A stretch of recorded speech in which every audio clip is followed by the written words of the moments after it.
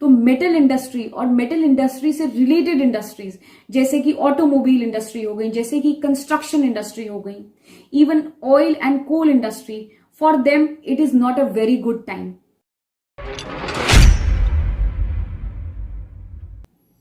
जिस तरह की अभी प्रेजेंट सिचुएशन है उसमें सबके दिमाग में एक ही सवाल है और वो है economic conditions of our country, कि आगे आने वाले कुछ महीने जो है उसमें हमारी कंट्री की इकोनॉमिक कंडीशंस क्या होंगी। आज मैं आपके साथ यही सब डिस्कस करूंगी। एस्ट्रोलॉजी के जो क्लासिक टेक्स्ट हैं उनमें बहुत क्लियरली ये लिखा हुआ है कि जब जब जुपिटर और सैटर्न एक साथ होंगे तब तब it will not be a very good time for the economic condition of the country. 2008 और 2009 में जब इकोनॉमिक रिसेशन आया था तब भी जुपिटर और सैटर्न आमने सामने थे। Jupiter was in Aquarius and Saturn was in Leo, सिंह राशि। हम सब ने उसके रिजल्ट्स देखे। अगर हम आज की बात करें तो आज की सिचुएशन ये है कि जुपिटर और सैटर्न दोनों के दोनों जो है मकर राशि में है। इसको अगर हम इंडिया की कुंडली में लगाएं, उससे पहले मैं आपको बताऊंगी इंडिया की जो है दशा क्या चल रही है। इंडिया की अभी जो है चंद्रमा की दशा चल रही है। महादशा चंद्रमा की है और जो अंतरदशा है वो सैटर्न की है। और जो जुपिटर और शनि का जो कंजंक्शन हो रहा है वो चंद्रमा से 7वें घर में हो रहा है इंडिया की कुंडली में, और लग्न से 9वें घर में हो रहा है। सैटर्न जो है वो रिप्रेजेंट करता है मासेस को, जनता को, लोगों को। सैटर्न रिप्रेजेंट करता है लेबर को। It represents factories, it represents coal, it represents oil. Saturn represents metal. Jupiter represent करता है इकोनॉमी को। जुपिटर रिप्रेजेंट करता है फाइनेंस को, गोल्ड को, फूड को, खाने को। अब जुपिटर जो है वो अभी नीच के है, तो एज ए रिजल्ट गोल्ड के प्राइसेस जो है वो ऊपर बढ़ेंगे।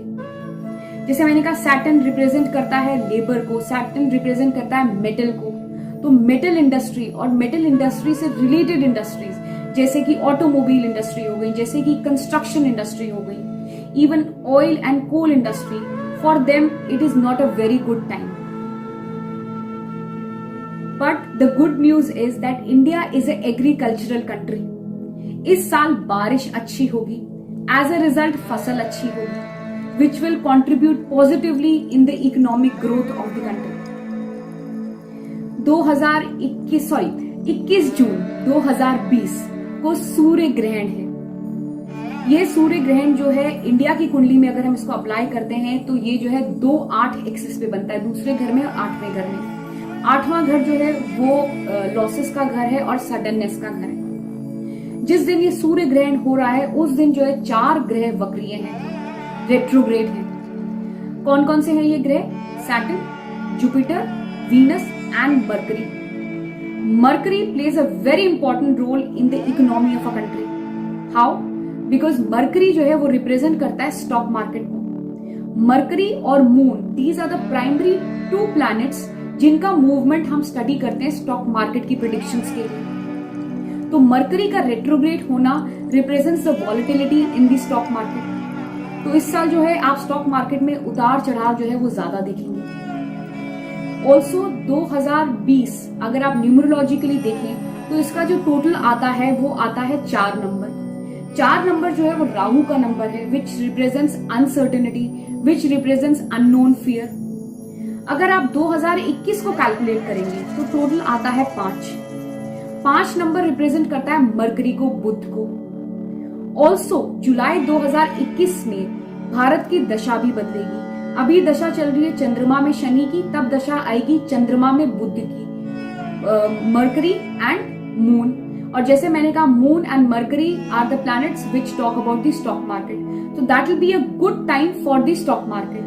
You will see the stock market touching new heights, great heights. पर उससे पहले जुपिटर जो कि अभी नीच के हैं और 20 नवंबर 2020 को जो है वो मकर राशि में आएंगे। अभी जो है 29 जून तक जो है जुपिटर मकर राशि में ही है और 29 जून के बाद वो धनु राशि में आ जाएंगे। नवंबर तक धनु राशि में रहेंगे, फिर नवंबर से आगे साल भर तक फिर मकर राशि में रहेंगे। और नीच के जुपिटर जो है, जैसे मैंने कहा जुपिटर रिप्रेजेंट करता है इकोनॉमी को, तो नीच के जुपिटर जो है वो इकोनॉमी के लिए बहुत ज्यादा फेवरेबल नहीं होंगे। पर जैसे जैसे जुपिटर का मूवमेंट होगा, जैसे जैसे जुपिटर जो है मकर राशि में आगे बढ़ेंगे और जैसे ही जुपिटर कुंभ राशि में एक्वेरियस में आ जाएंगे, तब जो है it will be a good time for the economy.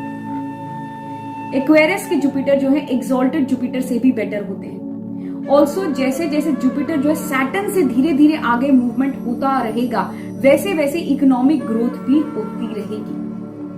So friends, आगे आने वाला टाइम जो है वो अच्छा समय है, वो अच्छा टाइम है, इकोनॉमिक ग्रोथ होगी। ये कोई पहली बार नहीं है कि इकोनॉमिक स्लो डाउन हुआ है, इससे पहले भी स्लो डाउन हुआ है और हम लोग जो है उसको ओवरकम कर चुके हैं।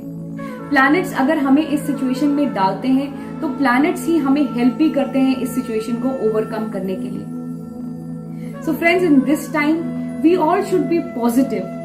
We all should positively contribute towards the growth of the society, towards the economic growth of our country. And do take good care of yourself. Thank you so much.